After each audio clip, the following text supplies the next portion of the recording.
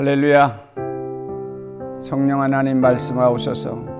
전하기를 원합니다. 성령 하나님 말씀하옵소서. 듣기를 원합니다. 예수님의 이름으로 기도합니다. 아멘. 성령님은 순종하는 것입니다. 예수님은 믿는 거예요. 예수님은 십자가에 달린 사건을 우리가 믿으면 그대로 이루어집니다. 천지창조는 믿으면 됩니다.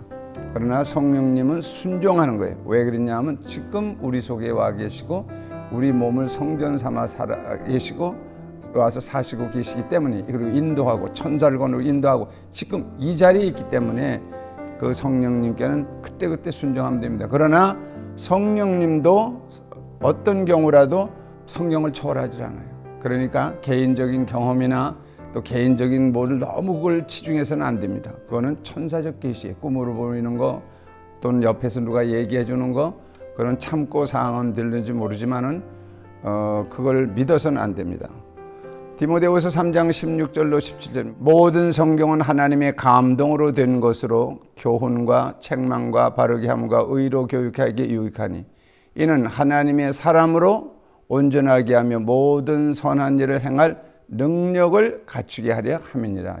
구원과 관계가 있는 것이 아니라 하나님의 사람으로서의 어떤 은사를 받아서 영적 싸움에서 이기기 위한 이 능력이란 말이 매우 중요합니다. 권능들, 능력들, 쉽게 얘기해서 천사들을 거느리고 그런 영적 세계의 새로운 능력을 갖추는 거예요.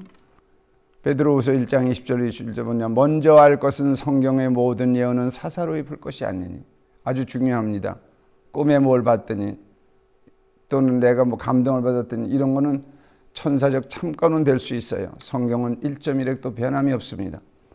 특별히 지도자들에게 조심할 것은 무슨 동양사상은 섭리사상이니까 아데네는 합리사상이니까 이런 식으로 우리가 변질될 우려가 있어요. 사실 그렇게 기독교가 많이 변질됐습니다.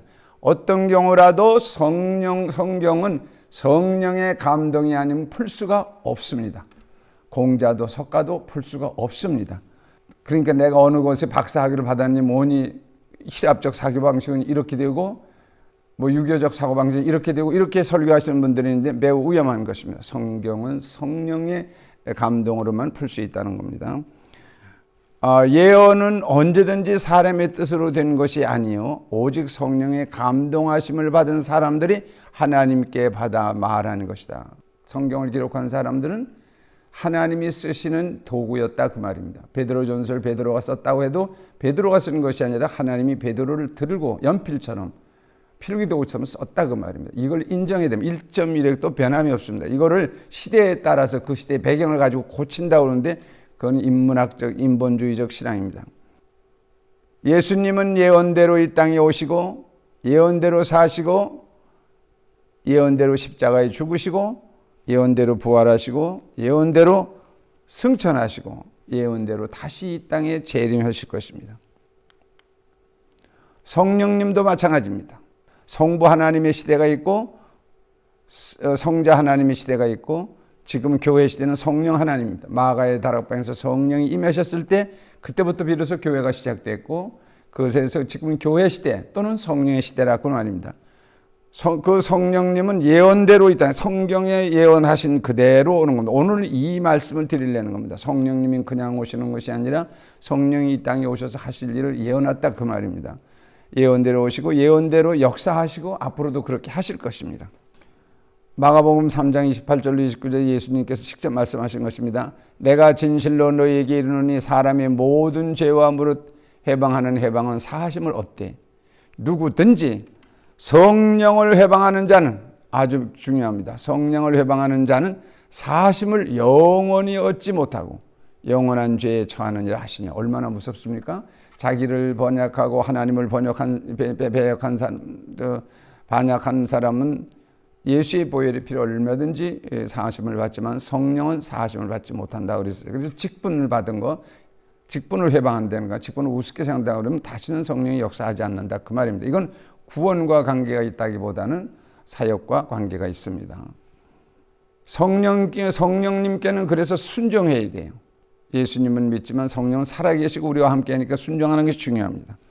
믿음이라고 하는 것은 예언과 성취입니다. 그냥 되는 것이 아니라 먼저 예언이 있어요. 그리고 그걸 성취해서 예수님이 와서 성취하든 성령님이 성취하시든 성취한 그것을 믿고, 우리가 기도도 마찬가지입니다. 기도를 내가 믿음으로 했다면 그건 예언에 속합니다. 그리고 그걸 이루어 놓은 것, 경험하는 것은 성취에 속합니다. 그것 전부를 우리가 믿음이라고 볼 수 있습니다. 기도로 한풀이 해서는 안 됩니다. 우리나라에 한해 문화가 있어요. 산에 올라가서 야호야호 등산했을 때처럼 야호야호 하는 것처럼 주야 주야 이 한풀이 해서는 안 됩니다. 그건 영어로 카타르시스, 절대로 그거는 성령 충만하다고 볼 수가 없습니다. 그리고 성령 강림, 무슨 성령 강림을 무당신앙에서 이 성신 강림으로 착각을 일으켜 사는 것이 있는데 그것이 아니에요. 성령님도 성경에 기록한 그 예언대로 이 땅에 오시는 겁니다. 이 예언대로 성령님은 지금부터 기록한 이 예언대로 오신 겁니다. 구약에 보면 요엘서에 보면 2장 23절로 보면 시온의 자녀들아 너희는 너희 하나님 여호와를 인하여 기뻐하며 즐거워할지어다. 그가 너희를 위하여 비를 내리시되 이른 비를 너희에게 적당하게 주시리니 이른 비와 늦은 비가 전과 같을 것입니다. 여기서 이른 비와 늦은 비는 이른 비는 초대교회를 말하고 마가의 다락방에서 왔던 그 성령의 바람을 말하고, 늦은 비는 남북전쟁으로 혼란할 때 미국에서, 그리고 모든 산업사회와 농경사회가 바뀌는 그 과정의 혼란 속에서 또 노예 해방 이런 것을 통해서 미국 사회가 매우 혼란스러웠을 때, 그 다음에 또 1차 대전, 그 후엔 2차 대전까지 했지만 인간의 이성으로서는 다스릴 수 없다는 그런 혼란기에 성령의 성결운동이 일어나죠. 그 성결운동을 주도했을 때 성령 세례를 받는 역사가 일어나고 오순절교회가 탄생되는데, 바로 그것을 우리가 늦은 비 성령운동이다 그 말입니다. 이건 신학적으로 지금 많은 사람이 다툼이 있습니다. 그러나 경험해보면 알아요. 오순절교회는 바로 이 늦은 비 성령운동으로 태어난 겁니다.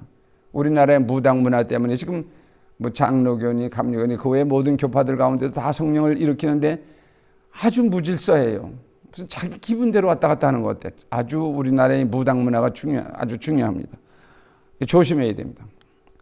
요엘서에 이렇게 기록되어 있습니다. 요엘 선지자가 그 후에 내가 내 신을 만민에게 부어주리니 너희 자녀들이 장래일을 말할 것이며 너희 늙은이는 꿈을 꾸며 너희 젊은이들은 이상을 볼 것이며 그때 내가 또 내 신으로 남종과 여종에 부어줄 것이며, 지금 누구나 만인 제사장이 누구나 다 특정한 사람이 아닙니다. 누구나 다 이렇게 성령을 부어주시겠다고 성경에 예언했어요. 예언한 그대로 우리 19세기 말 이후로 우리가 성령의 바람이 불고 성령의 시대가 오고 그리고 오순절교회가 탄생한 겁니다.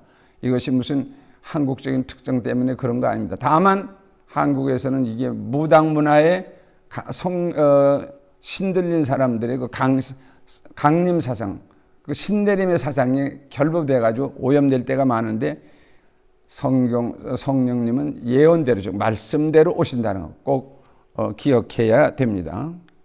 성령은 언제고 계셨어요. 성령은 무슨 지금 마가의 다락방에서만 오셨고 또 19세기만 오신 것이 아니라 성부 하나님, 성령 하나님은 언제고 계신 삼위일체 하나님이십니다.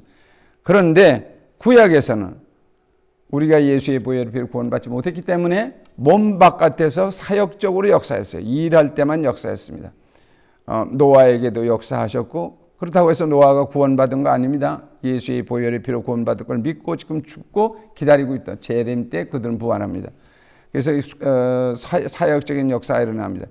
성령님은 인격적으로 역사하십니다. 신약에서는 예수님이 이 땅에 비로소 왔을 때 영이 드러나기 시작합니다. 귀신을 쫓아내고, 마가복음에서 보면 첫 번째 귀신들을 쫓아냈을 때 귀신 들린 사람들에게 예수의 이름으로 내가 명하는 너가 나가라 그랬을 때 그 귀신들이 당신과 나하고 무슨 상관이 있습니까? 우리를 쫓아내면 어떻게 됩니까?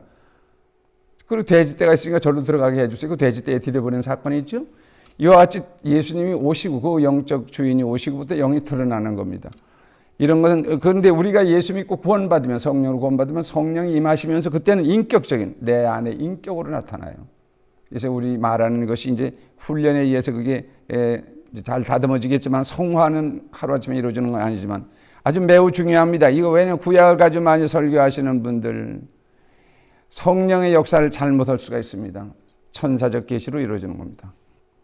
요한복음 14장에서 예수님이 직접 말씀하신 겁니다. 내가 아버지께 구하겠으니 그가 또 다른 보혜사를 너희에게 주사 영원토록 너희와 함께 있게 하시리니 저는 진리의 영이라 세상은 능히 저를 받지 못하리니 이는 저를 보지도 못하고 알지도 못함이라. 그러나 너희는 저를 아나니 저는 너희와 함께 거하시며 또 너희 속에 계시겠습니다. 그대로 성취됐죠. 그대로 내가 경험하는 거, 그게 믿음입니다. 이 예언을 믿고 이 예언대로 와서 예수님이 오셨듯이 성령님도 그렇게 우리 속에 왔잖아요. 지금도 여기 와 계시고 그걸 내가 경험하는 걸 우리가 믿음이라 한다고 말이에요. 믿음은 예언과 성취와 경험입니다. 그래서 지금은 교회는 제사를 드리는 게 아니에요. 강단을 제단이라고 자꾸 그러면 천주교를 닮아서 제단이 아니에요. 이거는 강단입니다. 말씀을 전하기 위함입니다. 그리고 이 교회는 성전이 아니라 예배당이에요. 예배를 보는 집이다 그 말이에요. 우리나라 장로교가 또 개신교가 처음에 우리나라에 올 때 이걸 잘 알았어요. 그래서 우리 처음에 우리나라에 교회를 세울 땐 예배당이라고 그랬지 무슨 성전이라는 말이 없습니다. 조심해야 돼요. 여기 무슨 하나님이 있고 여기 무슨 특별히 제사를 지내는 것이 아니라 예수의 보혈의 피로 완전히 구원받고 예수의 피는 말씀이 육신이 돼서 흘린 피이기 때문에 영원하기 때문에 제사를 드릴 필요 없습니다. 지금은 예배 시대입니다. 어느 장소고 가정에서 지금 이걸 가정 예배 때문에 이거 많이 하는 건데 당신 거기서 주님을 볼 수가 있어요. 어떻게 예수의 이름으로 이 성막을 그렇게 설명하는 저 순서대로 저 믿음대로 고백하면 됩니다. 교회는 제사를 드리는 것이 아니라 예배를 드리는 것입니다. 사도행전 1장 8절 예수님이 승천하시기 전에 우리에게 부탁한 겁니다. 아주 중요한 겁니다. 오직 성령이 너희에게 임하시면 너희가 권능을 받고 여기서 성령이 임하면 우리 속에 성령이 임하면 권능들 언어에는 권능들 천사들이 우리에게 움직인다 그 말입니다.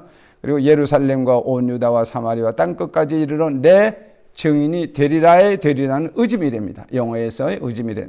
예수님이 그렇게 우리를 해주시겠다는 얘기예요. 내가 잘하려고 하지 말고 이 예언대로 기도하면 성령님이 여러분을 인도하십니다. 열심을 내고 믿으려고 하지 말고 그냥 순종하세요. 히브리서 1장 14절에 보면 모든 천사들은 섬기는 영으로서 구원받는 상속자들을 위하여 섬기라고 보내심이 아니냐 그랬어요. 우리 서울에서 가장 신앙생활하기가 좋았던 것은 외정시대 어려울 때 구한말에 어려울 때 우리 기독교인들이 외정시대에서 보는 6.25 때 이후에 모두가 삼각산에서 기도했는데 환상 가운데 많이 보고 또 천사들을 보고 그러는 사람들이 많았는데 그걸 자꾸 믿는다고 그래요. 그건 아니에요. 천사는 부리는 영이 우리를 위해서 부리는 영입니다. 천사가 타락한 것이 마귀와 귀신입니다. 그리고 그 사망 권세는 예수님이 죽으심과 부활함으로 이겼기 때문에 절대 마귀는 두려워할 필요가 없습니다. 이 두려움으로 벗어나야 돼요. 우리도 40일 작전 기도도 하고 100일 작전 기도도 하는 건 우리의 그런 습관을 고치지 않는데 목적이 있어야지. 무슨 100일 기도해가지고 뭘 이루어지고 40일 기도해서 뭘 이루어지면 예수와 무슨 상관이 있어. 오늘 이 자리에 오늘 이 가정예배 오늘 거기 성령님 계시고 거기서 믿음 역사하는 겁니다. 우리는 무당 문화에서 벗어져 나가야 돼요. 아주 위험한 겁니다. 오순절 날이 이미 이름에 저희가 다 같이 한 곳에 모였더니 호련히 하늘로부터 급하고 강한 바람 같은 소리가 있어 저희 앉은 온 집안에 가득하며 성령 세례 받을 때 이런 것이 일어나는 겁니다. 성령으로 거듭나는 것이 아니에요. 성령 세례 받는 현상을 말합니다. 불의 혀같이 갈라지는 것이 저희에게 보여 각 사람 위에 임하여 있더니 저희가 다 성령의 충만함을 받고 성령이 말하시게 하심을 따라 이게 오순절 신앙의 아주 근거입니다. 우리는 성령이 말하시게 하심을 따라 방언을 했다고 합니다. 따라 다른 방언으로 말하기를 시작하니라.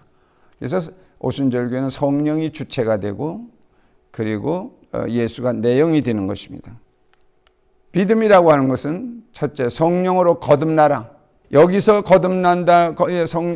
성령으로 거듭나는 사건은 전적인 100% 하나님이 해주시는 것이고 오신 예수 십자가의 예수를 경험해서 아담의 범죄로 죽었던 내 영이 딱 살아나면서 하나님과 원수됐던 내가 하나님과 자녀로 거듭나는 것을 말하는 것입니다.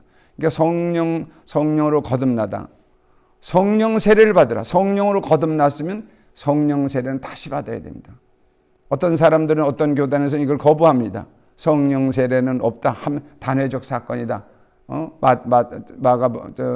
마가의 다락방이 있었다. 아니에요. 요엘서에 얘기했듯이 지금 늦은 비성령 운동으로 얼마든지 세례를 받을 수 있습니다. 그리고 성령 세례는 기도하고 내가 순종하고 받으려고 애쓸 때 받습니다. 다 주는 건 아닙니다. 성령 세례를 받으라. 그대로 순종하고 기도하면 돼요. 반드시 주십니다. 성령 세례는 믿음으로 기도해야 돼요. 그러면 여러분 속에 환하게 성령 세례의 불이 펴집니다. 그래서 성령 세례는 단회적 사건입니다. 한 번 받으면 그걸 더 받을 필요가 없어요. 다만 흐릿해지니까 그걸 뜯어내면 다시 성령 충만해서 여러분 내면에 환한 기쁨과 성령이 충만하고 그 기쁨이 여러분이 인격적으로 하얀 세마포를 통해서 은장반을 통해서 세상에서 아름답게 보이는 것입니다. 그래서 성령으로 거듭나는 것과 성령 세례를 한 번에 이룬다고 자꾸 얘기하는 사람들은 아닙니다. 이거는 오신 예수를 경험하는 거, 구원은 오신 예수를 경험하는 거고 성령 세례는 다시 오실 심판주를 경험하는 거예요.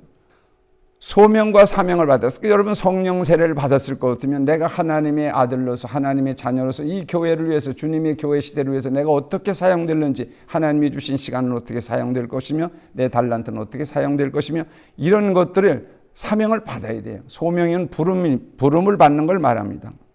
신학교에 가서 목사가 될 것 같으면 부자가 되겠다 그런 생각 또 밥 먹고 사는데 괜찮은 게 사실 그런 정도 있습니다. 추후 324년에 기독교가 공인되면서 당시에 기독교인이 된다는 건 로마 교회의 국교가 되면서 엄청난 지위를 형성하게 되니까 사람들이 기독교인들은 막 몰려듭니다. 그래서 마틴 루터가 1517년 종교개혁을 할 땐 그 1200년 동안을 우리 인류 역사상의 암흑기라고 그러죠. 천주교가 종교 권력이 세상을 잡으면서부터 우리 그렇다고 천주교 자체가 무슨 이단이라는 얘기 아니에요. 그것이 정치와 야합되면서부터 우리 아주 잔혹한 역사가 일어납니다. 그래서 우리는 개인적으로 여러분 소명을 받아야 돼요. 하나님의 부름을 받고 여기 온 겁니다. 예배 시간도 마찬가지고 지금 가정예배 보는 당신 거기서 마찬가지입니다. 자녀들 마찬가지입니다. 당신 자녀가 아니에요. 하나님의 소명을 받고 세상에 온 겁니다. 그리고 사명도 받아야 돼요. 내가 무엇을 했는지 받아야 돼요. 특히 목사님들 남을 흉내내서는 안 됩니다. 무슨 상담을 하니까 한동안 상담을 했잖아요. 상담은 과학입니다. 그걸로 사람을 위로해 줄 수가 없어요. 그러니까 이 사명은 내가 무슨 하나님의 말씀을 전하는 일을 하든지 무슨 꽃꽂이를 하는 사명을 했든지 교회에 봉사하는 게 있잖아요. 우리 예배와 섬김과 예배와 사랑의 교제와 섬김과 그리고 교육과 전교 이 5가지 교회 내에 우리에 주신 축복을 그것을 감당할 수 있도록 하나님께서 해주십니다. 따라서 이 사명을 각자 받아야 돼요. 그리고 4번째는 교육과 훈련을 받으라. 이것도 다 순종하면 됩니다. 이제 성령께서 인도하실 거니까 그때 여러분 감동되는 대로 인도하십니다. 예수님 보혈의 피로 구원받고 성령 세례 받으면 내 주변의 천사들 통해서 목사님들 통해서 친구들 통해서 계속해서 훈련을 합니다. 그러니까 꼭 신학교를 가야 된다 그러지만 매 일상의 생활이 교육입니다. 아침에 일어나서 기도하시고 성경 보시고 그리고 잠잘 때 기도하시고 또 감사로 자고 이런 일상이 전부가 교육입니다. 이렇게 우리가 영상을 띄워서 여러분 가정에 보내는 것도 다 훈련입니다. 하나님의 말씀으로 순종하세요. 데살로니가 교인들이 하나님의 말씀을 전할 때 사도 바울이 뭐라 했습니까? 내가 하나님의 말씀을 전할 때 너희가 사람의 말로 듣지 아니하고 하나님의 말씀으로 들었도다. 이 말씀이 너희 속에서 역사하느니라. 오늘 우리 사랑하는 성도 여러분 성령으로 거듭나라. 순종하세요. 거듭날 겁니다. 성령 세례를 받으라. 순종하세요. 당신 성령 세례 받지 않고는 영적을 이길 수가 없어요. 슬픔, 괴로움, 낙심 절대로 이길 수 없습니다. 성령 세례 꼭 받아야 됩니다. 그리고 소명과 사명을 받아 확실히 당신만이 해야 될 사명이 있어요. 목사님이 못할 누구도 못할 당신만이 해야 될 것이 있어요. 그것을 찾아야 돼요. 왜 나에게 하나님이 나를 세상에 보내셨을까? 그리고 하나님이 주신 시간을 거기를 위해서 사용돼야 됩니다. 교육과 훈련을 받아 매일매일 성화되는 겁니다. 주님과 오시는 그날까지 훈련받고 깨닫고 잘했다 칭찬받는 여러분 되시기를 주님의 이름으로 축원합니다.